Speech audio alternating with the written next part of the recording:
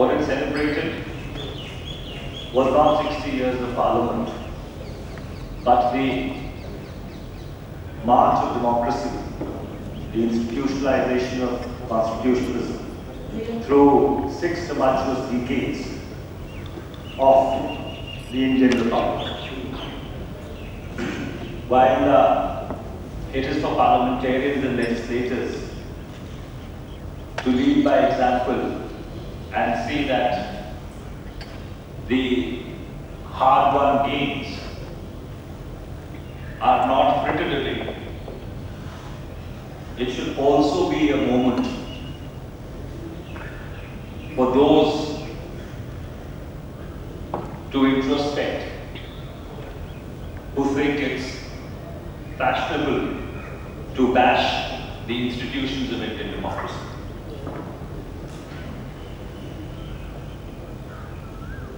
Most countries in Asia and Africa who overthrew the yoke of imperialism in the 40s and 50s either had to suffer the scourge of military dictatorship or one-party rule. India has had the proud privilege of maintaining a continuous and an unremitting democratic tradition. However, as we look ahead, Indian democracy and its institutions continue to be under relentless attack from the forces of right reaction, forces of national subversion, fundamentalism, theocracy, and terrorism, not to forget the whole spectre of left-wing extremism. It is therefore important for all Democrats and all those who believe in constitutionalism to abide by the adage that eternal vigilance is the price for liberty. While we have much to celebrate, but we do not have much to take for granted. Rest is all yours.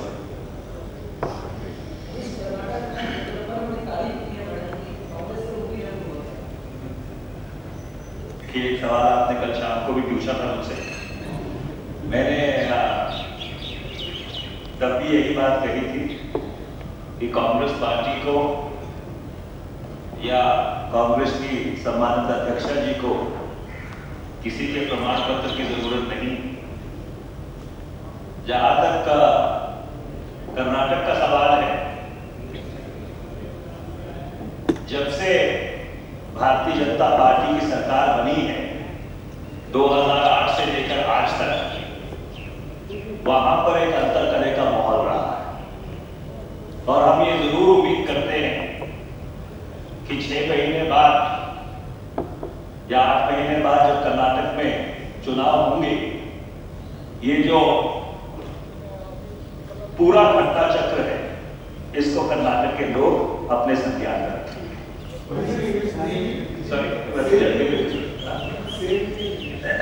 When the Congress party, in any case due 8 months down the road, so therefore it's neither a case for early or late at this point in time. You know, all that we would want is that the people of Karnataka should be cognizant of the malgovernance which has afflicted the state in every respect, the culture of intolerance which has been perpetuated by the 4.5 years of BJP rule.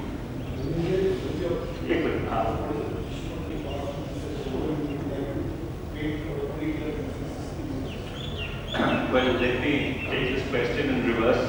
If we would not have been interested in passing the Lokpal bill, we would have walked the extra mile in the last session and got it passed in the Lok Sabha.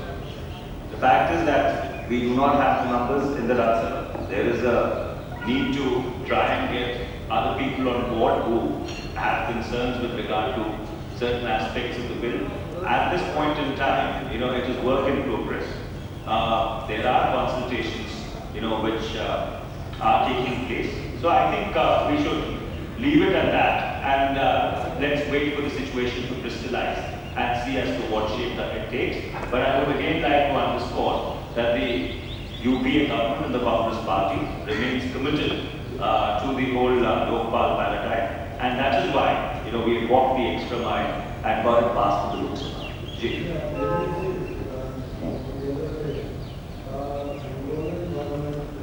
I agree with you. The reports which have emerged with regard to the situation of Indian workers in Angola, is indeed very disturbing. And we do hope that the Government of India, Ministry of External Affairs, would proactively take it up with the Angolan government and see that that Indian citizens who have gone there to work are not put to any inconvenience, and if at all there are any issues which are causing them harassment, those issues are resolved and the problem is alleviated. Thank you very much.